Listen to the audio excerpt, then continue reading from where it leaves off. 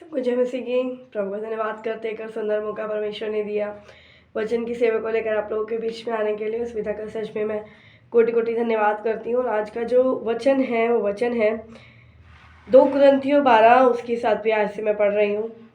इसलिए कि मैं प्रकाशनों की बहुत आयत से फूल न जाऊँ, मेरे शरीर में कांटा चुभाया गया, अतः शैतान का एक दूत कि मुझे घूंसे मारे ताकि मैं फूल न जाऊँ। इसके विषय में मैंने प्रभु से 3 बार विनती की कि मुझसे यह दूर हो जाए, पर उसने मुझसे कहा, मेरा अनुग्रह तेरे लिए बहुत है, क्योंकि मेरी सामर्थ निर्बलता में सिद्ध होती है।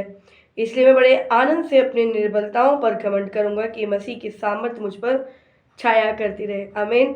यहाँ पर पिता का वचन आज हमसे क्या बात करता है। यहाँ पर पौलुस अपने बारे में कुछ बता रहा है। यहाँ पर पौलुस ने बोला कि इसलिए कि मैं प्रकाशनों की बहुत आय से फूल ना जाऊं, क्योंकि पौलुस को प्रकाशन कहते हैं कि दर्शनों का एक अभिषेक मिला हुआ था। दर्शनों के थ्रू परमेश्वर से बात करते थे और उसको हर एक बात गाइड करते थे कि उसको क्या करना है और क्या नहीं करना।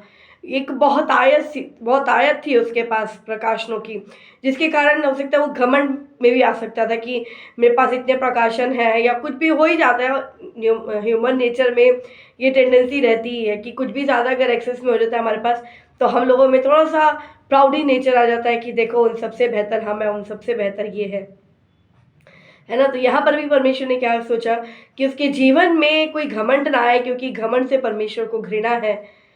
इस चलते परमेश्वर ने क्या करा, यहाँ पर क्या लिखा, इसलिए कि मैं प्रकाशनों की बहुताई से फूल ना जाऊं, मेरे शरीर में एक कांटा चुभाया गया। एक कांटा चुभाया गया। ये कांटा कब चुभा? प्रभु में आने से पहले उसको कोई प्रॉब्लम नहीं थी। प्रभु में आने के बाद जब उसने सेवकाई शुरू करी, उस सेवकाई में जब उसको प्रकाशन मिलने उसको शुरू हुए परमेश्वर से, तो वो प्रकाशनों के कारण वो घमंड में ना आ जाए, तब परमेश्वर ने उसके जीवन में एक कांटा चुभाया बीमारी के रूप में। और वो कांटा जब जब चुभता था, उसके आगे लिखा है, उस कांटे का मतलब क्या लिखा, अर्थात शैतान का एक दूत कि मुझे घूंसे मारे ताकि मैं फूल ना जाऊं। मतलब शैतान के एक दूत को परमेश्वर ने उसके लिए छोड़ दिया कि जब जब थोड़ा ज़्यादा उसको होना शुरू होता होगा, तो वो शैतान का दूत उसे घूंसा मारता था कि वो अधिकाई से फूल ना जाए, उसके अंदर घमंड का आत्मा ना काम करने लग जाए। क्योंकि घमंड से परमेश्वर को सबसे ज़्यादा घृणा है और वो अपने बच्चों से प्यार करता है। वो नहीं चाहता कि उसका कोई भी बेटा या कोई भी बेटी जिसके लिए उसके जीवन में योजनाएं हैं, जो उसके चुने हुए लोग हैं, वो नाश हो। इसलिए उनके जीवन में वो ऐसे कुछ कांटों को रख छोड़ता है, जिसके चलते जब वो कांटा चुभता है, लिखा है कि शैतान उसको घूंसे मारे। मतलब घूंसे मारे मतलब ये लगा कि बहुत पेन उसको होता होगा। शैतान जब उसको परमेश्वर अलाउ करता होगा कि तू इसको घूंसा मार, तो उसने पूरे फोर्स के साथ मारता होगा, क्योंकि शैतान तो वैसे भी एग्रेसिव रहता है मसीह लोगों से। तो ये मैं सोचती हूँ, पता नहीं क्या है क्या नहीं, लेकिन मेरे हिसाब से जब शैतान को घुसा मारने का अलाउ करता होगा परमेश्वर, तो अपना पूरा गुस्सा वो निकालता होगा। मतलब बहुत पेनफुल प्रोसेस में वो रहता होगा उस समय। तो ऑब्वियस सी बात है, जब पेन रहता था, इसलिए उसने आगे लिखा कि मैंने 3 बार परमेश्वर से प्रार्थना करी, विनती करी कि वो मुझे इससे दूर करे, इस दूर से मुझे छुड़ाए, इस प्रॉब्लम से मुझे छुड़ाए। लेकिन परमेश्वर ने उसको वहाँ पर छुड़ाया नहीं। कई बार प्रियो हमारे जीवन में कुछ कांटे परमेश्वर की ओर से चुभाए जाते हैं, चाहे वो बीमारी के रूप में हो, चाहे वो पति के रूप में हो जो नशा करता हो, या बेटे के रूप में हो, या किसी भी तरीके से कोई भी कांटा परमेश्वर जो है अपने चुने हुए लोगों के जीवन में खासकर एक कांटे को रख छोड़ता है, ताकि हम लोग क्या करें, हम लोग अपने प्रकाशनों के अधिकार के कारण या परमेश्वर की सेवकाई में जब हम चलते हैं, तो कहीं उन बातों को लेकर हमारे अंदर घमंड ना आ जाए। एक न एक कांटा परमेश्वर हम लोगों के साथ रख छोड़ता है, क्योंकि जब वो कांटा चुभता है, जब वो प्रॉब्लम्स आती हैं, तो क्या होता है, हम और भी ज़्यादा परमेश्वर के करीब जाते हैं। क्योंकि ऑब्वियसली बात है, जब प्रॉब्लम हो रही है, शरीर में अगर पेन है, तो हम क्या करेंगे, क्योंकि जब विश्वास में हम लोग, तो हमारा पहला भरोसा परमेश्वर पर ही जाता है, हम तो सीधा डायरेक्ट परमेश्वर के पास जाते हैं। तो उस समय जब उसको दर्द होता होगा पौलुस को, तो वो रोता हुआ, गिड़गिड़ाता हुआ परमेश्वर के पास जाता होगा, विनती प्रार्थना करता होगा, और वहाँ पर परमेश्वर उसको अपनी सामर्थ्य दिखाता था, है ना। वो अपनी सामर्थ परमेश्वर उसको दिखाता था। इसलिए परमेश्वर ने, जब उसने विनती करी परमेश्वर से कि प्रभु तू इसको मुझसे दूर कर दे, मतलब उसके लिए असहनीय था वो, क्योंकि पौलुस ने बहुत सी यातनाओं को सहा प्रभु की सेवा करते करते। बहुत बारी कोड़े खाए, बेते खाए, सब कुछ किया, लेकिन ये पीड़ा एक ऐसी थी जिसके लिए उसने विनती करी कि प्रभु तुम मुझे इससे दूर कर। एक बार नहीं, 3 बार उसने विनती करी।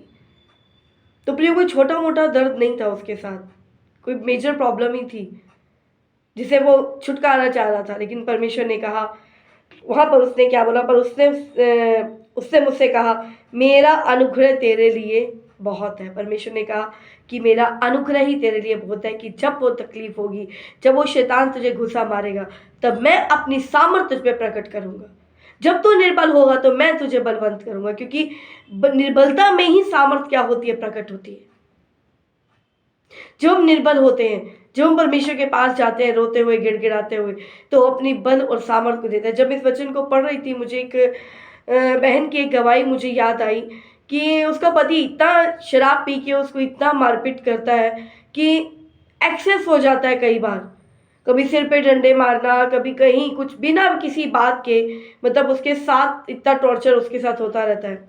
लेकिन एक चीज़ को मैं देखती हूँ उसके जीवन में कि इतने मार खाने के बावजूद भी उसके शरीर पर चोट का कोई निशान नहीं मिलता। वो रात में पिटती है तो सुबह तक वो एकदम से ठीक हो जाती है। हाँ, थोड़ा कहीं उसको वीकनेस या चक्कर सा लग रहा होता है कि गिरी है, सिर पे चोट लगी है, और प्रार्थना करते हैं जो कहते हैं, जैसे परमेश्वर ने बोला कि बोल उसको कि मेरा अनुग्रह तेरे लिए काफ़ी है। वो आज तक इन चीज़ों के लिए दवाई नहीं ली है। बस वो एक ही बात बोलती, दीदी मुझे ये चक्कर आ रहे हैं या मेरा हाथ पैर काँप रहे हैं, आप प्लीज़ प्रार्थना कर दो। परमेश्वर उसकी निर्बलता में, जब वो निर्बल होती है, जब वो पिट रही होती है, जब वो ये सब चीज़ों से प्रोसेस में जा रही होती है, तो परमेश्वर उसका बल और सामर्थ बन के उसके साथ रहता है। इतनी मार खाने के बाद कोई जिंदा नहीं रह सकता जिस तरीके से उसको पीटा जाता है, लेकिन परमेश्वर उसमें होकर कहते हैं ना कि उसको सहने की ताकत देता है परमेश्वर। इसकी जीवन की बहुत बड़ी टेस्टमनी है, और वो भी सिर्फ किसी लिए कि भवन छोड़ दे, परमेश्वर को छोड़ दे, उसको और कोई प्रॉब्लम नहीं है। बस वो बेटी बोलती कि नहीं, मुझे प्रभु को नहीं छोड़ना, चाहे कुछ भी हो जाए। ये एक युद्ध चलता रहता है, और उस युद्ध में जब शैतान उसके अगेंस्ट खड़ा हो जाता है, तब परमेश्वर का सामर्थ्य उसके ऊपर प्रकट होता है। वो मार तो खाती है, लेकिन उसको एहसास नहीं होने देता। वो उसको एहसास नहीं होने देता। रात को मार खाती है, सुबह हंसती हुई आती है, क्योंकि सच में हमारी निर्बलताओं में वो हमारा बल और हमारी सामर्थ्य बनकर हम पर अपनी कहते हैं छाया को देता है। वो तो हमारे जीवन में कई कई बार ऐसी बहुत सी प्रॉब्लम्स हमारे जीवन में आ जाती हैं। बहुत से कांटे परमेश्वर जान के हमारे जीवन में रख छोड़ता है, क्योंकि अगर कोई कांटा ही नहीं रहेगा तो कहीं ना कहीं हम भूल ही जाएंगे, फिर हम अपनी आनंद और खुशियों में मगन हो जाएंगे, प्रभु को भूल जाएंगे, है ना। आप प्रभु नहीं चाहता कि उसका बेटा बेटी उससे दूर हो या अपने आप को नाश के गड्ढे में लेकर जाए। तो यहाँ पर भी पौलुस के जीवन में परमेश्वर ने कांटा चुभाया था। बहुत से लोग कहते हैं ना कि बहुत से की टेंडेंसी होती है कि हम प्रभु में आए, देखो हमारे साथ ये प्रॉब्लम हो गई, ये हो गया, वो हो गया।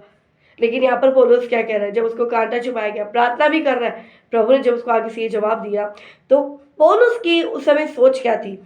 पौलुस कहता है क्योंकि मेरी इसलिए मैं बड़े आनंद से अपनी निर्बलताओं पर घमंड करूंगा। जब परमेश्वर ने उसको बोला कि तेरी निर्बलता में मेरी सामर्थ तुझ पर आएगी, मेरे सामर्थ तुझ पर रिवील होगा, तो वो आगे से क्या सोचता है, वो आगे से क्या जवाब दे रहा है। वो कहते हैं इसलिए मैं बड़े आनंद से अपनी निर्बलताओं पर घमंड करूंगा। कहते हैं बड़े आनंद से कि अगर कोई निर्बलता मेरे पास आ रही है, वो धूत मुझे फिर घुसा मारा है, मुझे फिर पेन हो रहा है, मैं तो बड़े घमंड के साथ, बड़े आनंद के साथ इस बात को करूंगा कि मेरा प्रभु का सामर्थ मुझ पर छाया कर रहा है। अगर मैं उसको सह पा रहा हूँ, अगर उस प्रॉब्लम में जिंदा हूँ, उसकी महिमा कर पा रहा हूँ, आनंदित हो रहा हूँ, तो ये उसकी महिमा है, ये उसका सामर्थ्य है जो मुझे घेरता है। क्योंकि जब हम प्रॉब्लम से होते हैं, परमेश्वर को पुकारते हैं, उस प्रॉब्लम से जब वो बाहर निकालता है, तो उसकी सामर्थ वो व्यक्ति समझ सकता है जो उस समय प्रॉब्लम में होता है और परमेश्वर को पुकारता है, और अद्भुत रीति से परमेश्वर उसके जीवन में डिलीवरेंस को देता है, छुटकारों को देता है, या मैं कहूँ अपनी सामर्थ को प्रकट करता है उन प्रॉब्लम को फेस करने के लिए। जैसे शद्रक मेशक अबेदनगो आग के भट्टे में गए, आग के भट्टे में चौथा शख्स परमेश्वर का आत्मा था। उसको किसी भी चीज से वहां पर परमेश्वर ने प्रॉब्लम नहीं होने दी थी। तो प्रिय, हमारे जीवन में जब दुख आती है, तकलीफ़ें आती हैं, या मैं कहूँ हमारे जीवन में अगर कोई कांटा परमेश्वर की ओर से रख छोड़ा गया है, तो हमें उसके लिए कुड़कुड़ाना नहीं कि प्रभु क्या तेरी सेवा कर रहे हैं, फिर भी तू ऐसे कर रहा है। हमारे जीवन में ये कांटा कब निकलेगा, कब इस चीज़ में से मुझे छुटकारा मिलेगा। हमें ये टेंडेंसी नहीं रखनी है प्रियो, हमें पौलुस की मानित बनना है। जैसे पौलुस ने कहा कि प्रभु अगर ठीक है, तूने जो कहा कि क्या कहते हैं, मेरा अनुग्रह ही तेरे लिए काफ़ी है, तेरा सामर्थ मेरी निर्बलता पर आता है, फिर तो मैं इसमें आनंदित होऊंगा और मैं इसमें घमंड करूंगा। मैं अपनी निर्बलता पर घमंड करूंगा, क्योंकि तेरी सामर्थ मुझ पर छाया करती रहती है। क्योंकि जब हम निर्बल होते हैं तभी तो हमें वो बलवंत करता है। अगर बच्चा गिरेगा ही नहीं तो उसको उठने का एहसास कैसे होगा। अगर कहीं से एक थप्पड़ लगा है, उस थप्पड़ की चोट हमें महसूस हो रही है, और दूसरी तरफ कोई जब प्यार करता है तब उसके प्यार का एहसास तब होता है जब पहले चोट का हमें दर्द हुआ होता है कि वो किसने मुझे कैसी चोट मारी, लेकिन ये शख्स मुझसे कितना प्यार कर रहा है। जब तक चोट लगेगी नहीं तो प्यार का भी एहसास होता नहीं है, क्योंकि वो लगता है तो नॉर्मल ही है ना।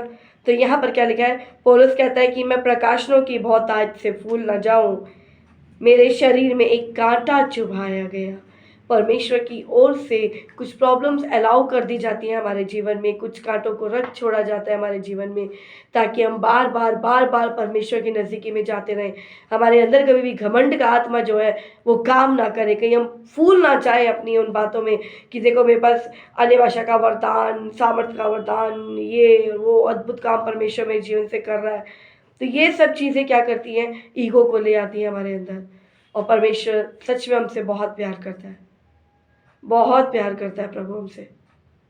ये दुख हमारे जीवन में जो कई बार रख छोड़ता है, वो अगर ये दुख हमारे जीवन में नहीं आते तो हम परमेश्वर के करीब भी नहीं जा पाते। क्योंकि जब हम नॉर्मल रहते हैं हम उसको उतना याद कहाँ करते हैं। जब कोई प्रॉब्लम आती है तो हम भागे चले जाते हैं, प्रभु प्रभु प्रभु प्रभु, और प्रभु तुरंत हमें उन बातों से क्या करता है, वो निकालता है। दिन में कितनी बार ऐसी चीज़ें आ जाती हैं हमारे जीवन में जिसके लिए हम दौड़े भागे चले जाते हैं कि प्रभु मुझे आपकी ज़रूरत है, प्रभु मुझे आपकी ज़रूरत है, हर पल मुझे आपकी ज़रूरत है। क्योंकि जब हम परमेश्वर के पास जाते हैं उसकी सामर्थ को हम फील करते हैं। कई बार जब आत्मा में लूज होना शुरू हो जाते हैं, ये जब लगता है कि प्रभु कुछ समझ में नहीं आ रहा, तो उसी घड़ी उसका सामर्थ क्या करता है, वो हमें घेर लेता है, वो घेर लेता है हमें। तो प्रिय, दुख आते हैं, तकलीफ़ें आती हैं, तो उसके लिए कुड़कुड़ाएं नहीं। अगर प्रभु में होने के बाद कोई प्रॉब्लम हमारे जीवन में ऐसी आई है जिसके लिए कई साल से हम प्रार्थनाएं कर रहे हैं और वो नहीं दूर हो रही है, तो उसके लिए कुड़कुड़ाएं नहीं, धन्यवादी बने, धन्यवादी बने अपनी हर एक प्रॉब्लम्स के लिए, हर एक बातों के लिए। क्योंकि हमें लगता है कि परमेश्वर को हमारे जीवन से सारी प्रॉब्लम्स को दूर कर देना चाहिए, हमें बिल्कुल आज़ाद होना चाहिए हर एक प्रॉब्लम से, हर एक टेंशनों से, हर एक चीज़ से, क्योंकि हम उसके बेटा बेटी और हम उसकी सेवा कर रहे हैं। ये इंसानी टेंडेंसी है, इंसानी सोच है। लेकिन परमेश्वर का आत्मा एक अलग ही रीति से हम लोगों के साथ काम करता है। उसका प्यार करने का तरीका अलग है, उसका प्यार करने का तरीका अलग है। जब उसके प्यार करने के तरीके को हम समझ जाएंगे तो सचमुच अद्भुत रीति से काम होता है। जैसे मैंने आपको एक बार पहले भी गवाही दी थी, जो गाड़ी के लिए की गाड़ी आई और गाड़ी 2 बार एक्सीडेंट हो गया। पहले तो जो बात आई, शैतान ने मेरे दिमाग में ये बात डाली कि नहीं, गाड़ी ही ठीक नहीं है, लगता है कि गाड़ी के आते ही नज़र लग गई है। तो कहते हैं ना कि वो पुरानी बातें आ ही जाती हैं जब ये घटनाएं घटती हैं। तो मैंने कहीं लगता है ना किसी की शायद नज़र लग गई है या क्या है, इस गाड़ी को बेच देती हूँ, ये गाड़ी को नहीं रखूँगी।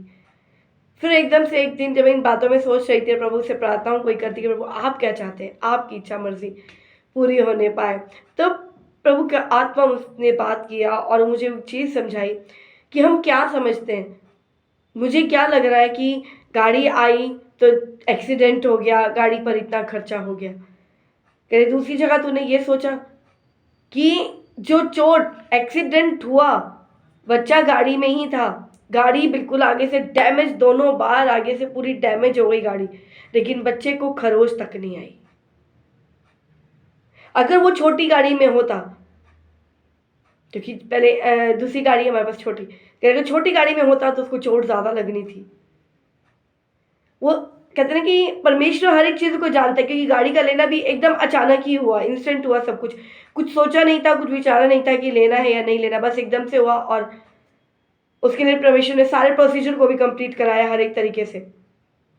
और वो जब ली गई तो लेने के महीने के अंदर अंदर 2 बार ये हुआ, एक बार बड़े बेटे के साथ हुआ, एक बार छोटे बेटे के साथ हुआ। तो उस बात को मैं समझी कि मैंने कहा सच में प्रभु आप कितना प्यार करते हैं। चोट गाड़ी को लगी ना, जो चीज़ बच्चों के लिए शैतान ने प्लान करके रखा था वो एक लोहे पर ही आया, वो तो खर्चा हो गया, ठीक हो गई। लेकिन अगर बच्चों को कोई प्रॉब्लम हो जाती तो हम कई बार परमेश्वर के प्रेम को समझ नहीं पाते हैं। और जब उस चीज़ को मैं समझी तो मैं सच में प्रभु का धन्यवाद करी कि सच में प्रभु आप किस तरीके से ध्यान रखते हैं कि बच्चों को चोट ना लगे। वो दूसरा एक प्रोसीजर कर दिया और वो सारी चीज़ों को सेटल डाउन कर दिया, गाड़ी तो फिर ठीक हो गई। लेकिन अगर बच्चों का कोई नुकसान होता तो शायद बहुत बड़ा ही नुकसान होता, जिस तरीके से एक्सीडेंट 2 बार हुए थे, है ना। तो प्रभु सच में अद्भुत रीति से काम करता है। हम उसकी प्लानिंग को कई बार हम समझ नहीं पाते, बाद में समझते हैं उन चीज़ों को कि अच्छा प्रभु सच में आपका धन्यवाद करते कि आपने ऐसा किया, है ना। हमें हर एक चीज़ों के लिए क्या करना है, हमें धन्यवादी बनना है, हर एक बातों के लिए, हर एक बातों के लिए। और एक और बात, जो मैं आपसे बात कर रही हूँ उस समय, तो प्रभु का आत्मा एक और बात मुझे फिर याद दिला रहा है उसकी गवाही को, कि बड़े वाले बेटे का बिजनेस है। और बिजनेस में पहला तो उसका ये था, क्योंकि उसके कहते ना जब छोटा था तभी से मेरा डाइवोर्स हो रखा है, तो कोई मेल पर्सन नहीं था जो उसको समझाए उस तरीके से। और जो होता है बाकी रिलेशंस में तो वो सब अलग मैटर हो जाते हैं, बच्चे सुनते हैं, कई बार नहीं सुनते उन लोगों की। तो उसने बिज़नेस स्टार्ट किया और बिज़नेस में उसको स्टार्टिंग में काफ़ी डिफ़िकल्टीज़ का उसने सामना करना पड़ा उसको, क्योंकि उसको उस चीज़ की नॉलेज नहीं थी। उसने बिल्कुल जो काम किया था होटल मैनेजमेंट का, लेकिन बिज़नेस किया उसने फैब्रिक मैन्युफैक्चरिंग का, बिल्कुल ही अपोजिट चला गया। और जो कि वो लाइन हमारे परिवार में, ना मेरे ससुराल परिवार में ना इस परिवार में, किसी ने उस काम में, उस बिज़नेस में अपने हाथ को नहीं डाला हुआ है। लेकिन प्रभु ने इसको इस्तेमाल किया। स्टार्टिंग में थोड़ी प्रॉब्लम्स आई, पहले वो अपनी लेबर की सैलरी भी नहीं निकाल पाता था, तो उसको मुझे हेल्प करनी पड़ती थी। धीरे धीरे परमेश्वर का धन्यवाद करती हूँ कि सैलरीज को निकालने लगा। तब तो यही बीच में बातें हो रही थी कि सोच आती है कि तू लेबर की सैलरी तो निकाल रहा, अपनी तो नहीं निकाल पाता, तो ये तो वो, क्योंकि शैतान हर तरीके से उलझाता है, करता है दिमाग खराब करने के लिए। लेकिन कहते हैं ना, कांटा तो रखता है परमेश्वर कहीं ना कहीं, ताकि हम लोग फूल ना जाएं। और जब हम प्रार्थनाओं में जाते हैं तो परमेश्वर उसको किस तरीके से हमारे माइंड को सेट करके वहाँ से निकाल भी देता है ना, उसके लिए मैं सच में प्रभु का धन्यवाद करती हूँ। तो वही बात प्रभु समझाए कि पहले वो इस तरीके से था, अब वो यहाँ तक पहुँचा है। यहाँ तक पहुँचा है तो सबर कर, वो आगे भी उस तरीके से तुम होते हुए देख लोगे। अगर एकदम से उसको सब कुछ कर दिया जाएगा तो वो फूल जाएगा, तो फूल जाएगा। और फूल जाएगा तो घमंड आ जाएगा कि देखो कि परिवार में किसी ने नहीं किया, मैं ये तो वो। तो परमेश्वर नहीं चाहता कि वो घमंड के मारे फूले, इसलिए उसके जीवन में कांटा रख छोड़ता है प्रभु, कि सबके लिए सब कुछ निकल जाता है, उसके लिए अटक जाता है मामला।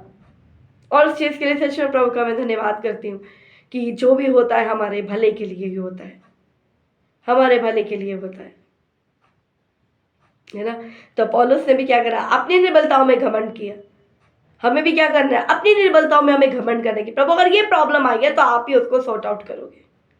बीमारी के रूप में आई है, प्रभु आप चंगाई देने वाले परमेश्वर हैं। अगर कोई बच्चे के रूप में, पति के रूप में कुछ ऐसी बातें हमारे जीवन में आ रही हैं जो असहनीय हो रही हैं, तो उसके लिए हमें कुड़कुड़ाना नहीं है, बल्कि प्रभु का धन्यवाद करना है। जितना ज़्यादा टॉर्चर, जितना ज़्यादा सताव, उतना ही ज़्यादा परमेश्वर का सामर्थ भी हमारे जीवन में काम करता है। कि ये मैं प्रैक्टिकली देखी हूँ अपने लाइफ में। लोग कहते हैं कि हमें साथ में रहने के लिए किसी की ज़रूरत है, कोई एक बंदा हमारे साथ रहे, कोई ये हो, कोई वो हो। लेकिन सच में जैसे मैंने आपको बताया अभी पिछले दिनों में कि दोनों बच्चों को परमेश्वर ने हॉस्टल जाने के लिए अगुवाई करा, तो पूरे घर में अकेले रहना। और जब अकेली रहती थी तब प्रभु का सामर्थ ज़्यादा मुझे घेरे रहता था, उसकी उपस्थिति को मैं ज़्यादा महसूस करती थी, क्योंकि कोई होता नहीं था बात करने के लिए, कोई और होता ही नहीं था। बस वचन पढ़े, वचन के बारे में परमेश्वर से प्रकाशनों को लिया, फिर प्रभु से बात करते रहना, ये और वो, है ना। तो हर चीज़ों में कहते हैं कि जब हम निर्बल होते हैं तब उसका सामर्थ्य हमें घेरे रहता है। कई बार तो ऐसा होता था प्रियो कि अगर रात को सो रही हूँ, अकेले सो रही हूँ, तो ऊपर से छत के ऊपर कोई हथौड़े मारा, ढन ढन ढन। कभी इधर से गेट से आवाज आती थी, टक टक टक टक टक टक टक, जैसे कोई पीट रहा हो दरवाजा बहुत जोर से। और बस एक ही चीज़ मैं कहती थी, स्टार्टिंग में तो थोड़ा बहुत लगा, अंदर से फील हुआ, लेकिन उसके बाद बस एक ही बात कहने लगी, प्रभु आप यहाँ पर हैं और आप मेरे साथ हैं, आपके स्वर्गदूत यहाँ पर हैं, मैं तो आँख बंद करके सो रही हूँ, अब आप मुझे संभाल लें। कह के और मैं सो जाती थी। फिर उसके बाद मुझे ऐसी गहरी नींद परमेश्वर का आत्मा मुझे देता था कि मेरे भोर के समय सुबह आँख मेरी खुलती थी 3, साढ़े 3, 4 जो उठने का मेरा समय रहता है। वो लेटते ही आँख बंद और आँख बंद होते एकदम गहरी नींद, फिर चाहे कोई ढगढगाता रहो, कोई कुछ करता रहो, वो परमेश्वर का आत्मा अपने आप संभालता था फिर उसको। जब जब हम निर्बल होते हैं, जब जब हम अकेले होते हैं, तब तो हमारा साथ बन के वो हमारे साथ चलता है।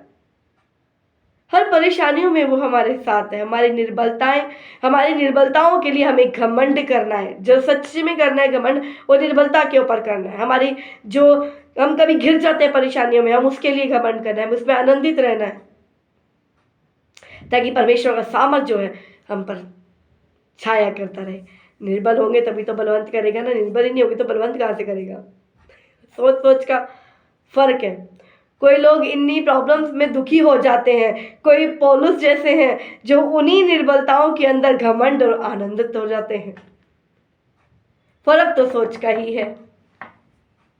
हमें सिर्फ अपनी सोच बदलनी है, परमेश्वर के ऊपर भरोसा रखना है हर एक परिस्थितियों में। जैसे हमारे विचार होते हैं वैसे हमारा आने वाला कल, आने वाला पल तैयार हो जाता है ना। तो कांटा तो अच्छा है, दुख तकलीफ आनी तो अच्छी है, क्योंकि वो दुख और तकलीफ हमारे जीवन में आती है, तभी परमेश्वर का आत्मा भी हमें संभालता है ना। तो प्रियो, इस वचन के द्वारा जो है प्रभु आप सबको बहुताई से ब्लेस करें। और अगर किसी के जीवन में कोई तकलीफ चल रही है, कोई कांटा चुभाया जा रहा है, कोई शैतान का दूध घुसे मार रहा है, तो कुड़कुड़ाना नहीं है, उसके लिए धन्यवादी बने। और परमेश्वर अद्भुत रीति से क्या करेगा, वो काम करेगा और हर एक परिस्थितियों से तो बाहर निकलने के लिए अपनी सामर्थ्य को क्या करता है, वो उड़ेलता है। प्रॉब्लम्स को हमसे दूर नहीं जाने देता, उसी प्रॉब्लम में रहकर कई बार सहने की सामर्थ्य हमें देता रहता है। कई बार निकाल देता है प्रॉब्लम से बाहर, कई बार प्रॉब्लम को स्टेबल रहने देता है। जैसे यहाँ पर पौलुस 3 बार प्रार्थनाएं करी, मतलब बहुत ज़्यादा परेशान था या लंबे समय से था, लेकिन परमेश्वर ने उसकी प्रार्थना को नहीं सुना। कई बार प्रार्थनाओं को वो नहीं सुनता ऐसी, तो उसके लिए डरे ना, घबराए ना सोचे कि प्रभु पर क्या हो रहा है, बल्कि जब प्रार्थनाओं को अगर हम कर रहे हैं और वो नहीं सुन रहा, तो उसके लिए और भी ज़्यादा धन्यवादी बने, क्योंकि जो चीज़ हम नहीं देख पा रहे वो परमेश्वर का आत्मा देख रहा है और हमारे भले के लिए काम कर रहा है। और उस वचन को हमेशा याद रखें कि परमेश्वर का आत्मा जो हमारे लिए करता है, हमारे लाभ के लिए, हानि के लिए नहीं कर। उसकी जो भी योजनाएं हम सब के लिए हैं, वो हमारे लाभ की हैं, हानि के लिए नहीं है। तो कोई भी हानि हमारी हो ही नहीं सकती, क्योंकि कोई भी हमारी हानि उसकी डिक्शनरी में है ही नहीं। ये तो हमारी खुद की इमेजिनेशन है, खुद के अंगीकार हो जाते हैं, उसके चलते वो चीज़ें हमारे जीवन में आती हैं। अदरवाइज परमेश्वर का आत्मा इन सब बातों को नहीं करता। अगर कोई परेशानी आती भी है तो उसके पीछे एक रीज़न होता है, वो हमसे बहुत प्यार करता है और हमें बहुत कुछ सिखा रहा होता है ना। तो प्रभु इस वचन की तरह आपको बहुत ऐसा आशीष दे, ब्लेस करे। सबको जय मसीह।